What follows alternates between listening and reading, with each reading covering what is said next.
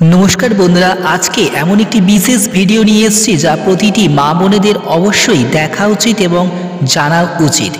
सिঁদুর पड़ा रयेछे विशेष किछु नियम मानले स्वामीर दीर्घायु और दाम्पत्य मधुर हबे। पुराण और वास्तवमते विश्वास करा हय महिलारा जेभावे सिঁদুর लागान ता सरासरि तादेर स्वामीर जीवनके प्रभावित करे। सेइजन्य सिঁদুর लागानोर समय किछु विषय माथाय राखा अवश्यई जरूरी। हिंदू धर्मे सिঁদুর अत्यंत शुभ बोले मने करा हय। विवाहित महिलादेर सिঁদুর पोड़ार प्रथा दीर्घदिन धरे चले आसছে। যদিও বর্তমানে সিঁদুর লাগানোর পদ্ধতি অনেকটাই বদলে গেছে। অনেকে কপালে লিকুইড সিঁদুর লাগান, তবে এটা করা কতটা ক্ষতিকর হতে পারে সে সম্পর্কে কিন্তু তাদের ধারণা নেই। পুরাণ ও বাস্তবমতে বিশ্বাস করা হয় মহিলারা যেভাবে সিঁদুর লাগান তা সরাসরি তাদের স্বামীর জীবনকে প্রভাবিত করে। সেই জন্য সিঁদুর লাগানোর সময় কিছু বিষয় মাথায় রাখা জরুরি। আসুন জানা যাক সিঁদুর সম্পর্কিত কিছু বাস্তু নিয়ম যা মেনে চললে আপনার স্বামীর সঙ্গে সম্পর্কে মধুরতা থাকবে এবং সংসার সুখের হবে।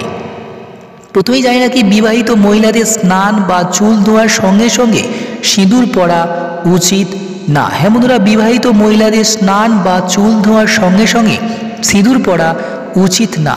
বাস্তবমতে এরকম করলে মহিলাদের উপর খুব খারাপ প্রভাব পড়তে পারে। খারাপ চিন্তা তাদের মনে জায়গা করে নিতে পারে।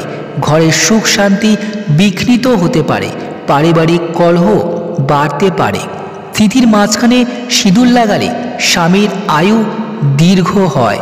বন্ধুরা, স্বামীর আয়ু দীর্ঘ হয় তিথির মাঝখানে যদি সিঁদুর লাগানো হয়। আপনি যদি তিথির মাঝে সিঁদুর না লাগিয়ে ধারে লাগেন সেক্ষেত্রে আপনার স্বামী আপনার থেকে নিজেকে দূরে সরিয়ে নেবেন।